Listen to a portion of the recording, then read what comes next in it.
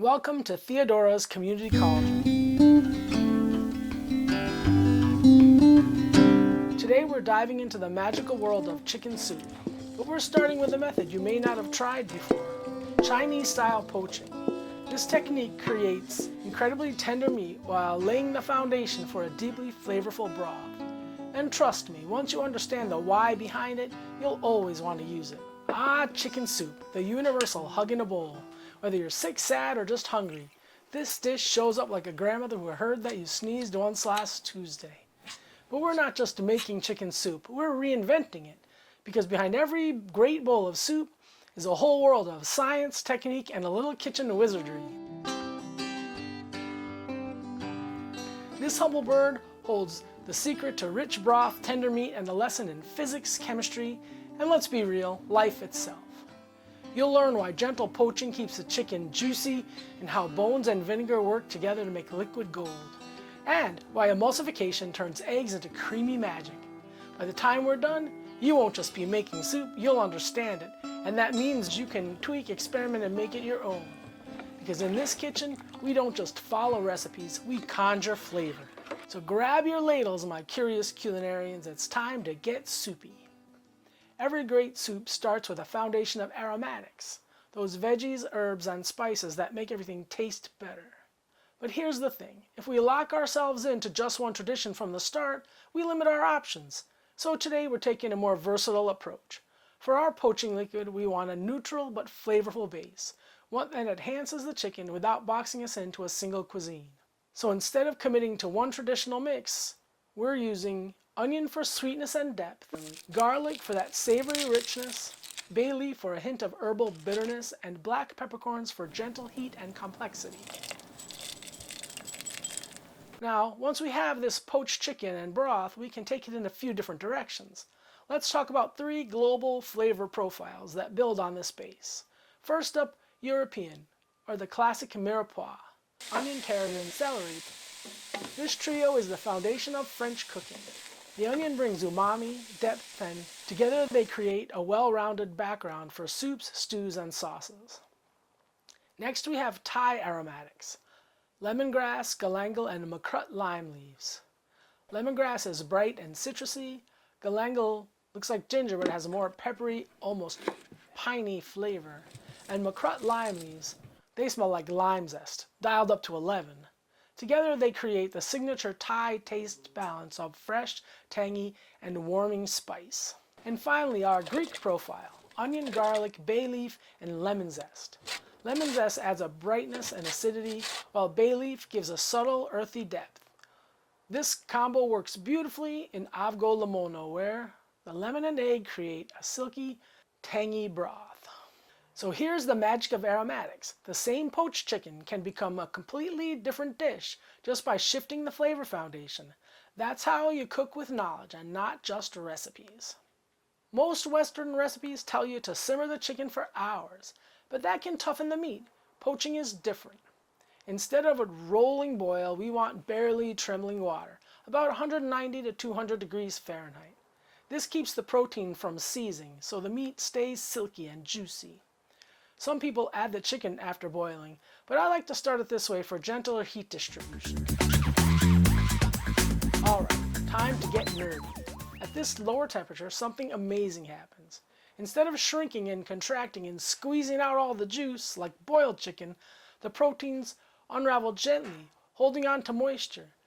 It's like a slow motion relaxation for muscle fibers. Less stress, juicier chicken. And the cool part? As the chicken gently cooks, it releases proteins and collagen into the water, making it richer without getting cloudy. The lower temperature keeps everything suspended beautifully. Now here's the magic trick. After about 20 minutes of simmering, we turn off the heat and let the chicken finish cooking in the residual warmth for about an hour and 15 minutes. This slow, even cooking gives us perfect doneness and keeps the meat juicy. No dry chicken here.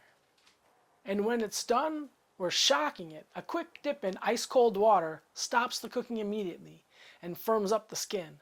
This also helps make it extra silky. Look at that. Beautiful glossy skin and inside tender, perfectly cooked meat. Let's debone this and talk about the incredible broth we're starting to build. Behold the original collagen supplement. Funny how we used to make broth from these, and now people throw them out only to buy collagen powder in fancy tubs. Nature had it right the first time. And fun fact, it's the same protein that keeps your skin plump, your joints happy, and your hair fabulous. So if we really want to get the most out of these bones, we need pressure cooking. High pressure speeds up collagen breakdown, getting us to that rich wobbly broth way faster than a stovetop simmer. And here's where we bring in acid, a splash of vinegar. This lowers the pH, helping to extract more calcium, magnesium, and phosphorus from the bones, and helping the collagen dissolve into the water. Basically, we're unlocking hidden nutrients like a culinary alchemist. I'll pressure cook the bones for 90 minutes, but I'm not stopping there. After the timer goes off, I'll leave the Instant Pot on warm overnight. That keeps the broth at just the right temperature to keep extracting collagen until it's so thick you could practically walk across it. That's the good stuff. Alright, let's start with the classic. This is the chicken soup we all know and love, warm, comforting, and packed with flavor. We're building on our mirepoix base, onion, carrot, and celery, but I like to take it up a notch. To deepen the flavors, we're adding more garlic because, let's be honest, more garlic makes everything better. Some potatoes, they add body and a little natural creaminess. And fresh parsley, bright and herbal, it wakes up the whole soup. Now sometimes when I taste the broth, it feels a little flat. And that's when I reach for a secret weapon. A can of diced tomatoes. A can of diced tomatoes adds sweetness and a little acidity. Or, if I want to keep things simple, a splash of vinegar does the trick. Acidity brightens everything and brings out the depth of the broth. Oh yeah, that's the good stuff. This is the kind of soup that feels like a warm hug. Simple and satisfying, and endlessly customizable. Classic for a reason. But now that we've nailed this, let's shake things up a bit with a totally different approach. Thai chicken soup. Tom Kha versus Tom Yum. Alright, let's take a trip to Thailand. We're making a soup that's rich, aromatic, and packed with bold flavors. But first, a quick pop quiz. What's the difference between Tom Kha and Tom Yum?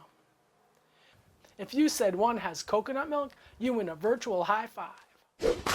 Both soups start with the same Thai aromatic base. Lemongrass for a bright citrusy notes, galangal for a peppery warmth, makrut lime leaves for that intense floral lime aroma. This is the foundation. From here we have two paths.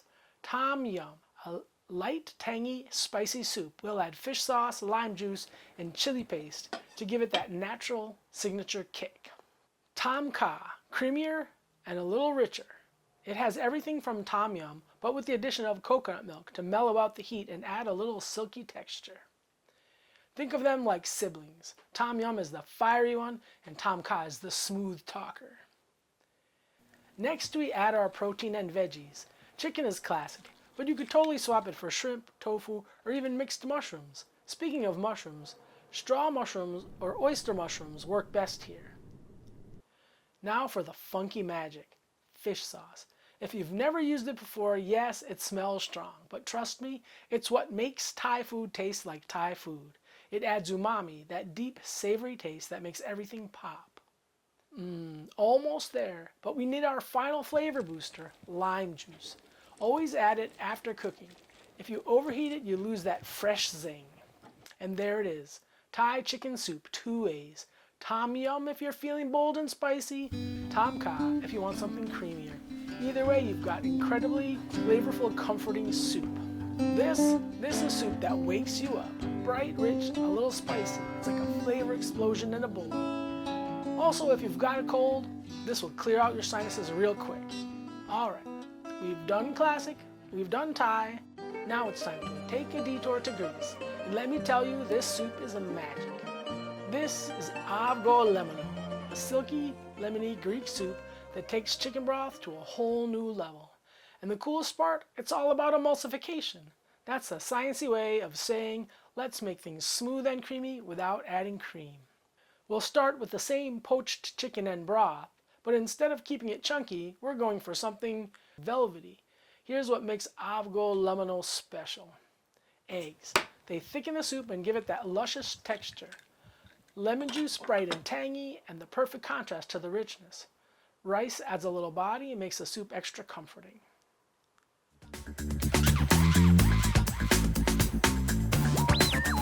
Alright, time for a kitchen chemistry deep dive. The key here is getting the eggs silky and not scrambled, and that's where tempering comes in.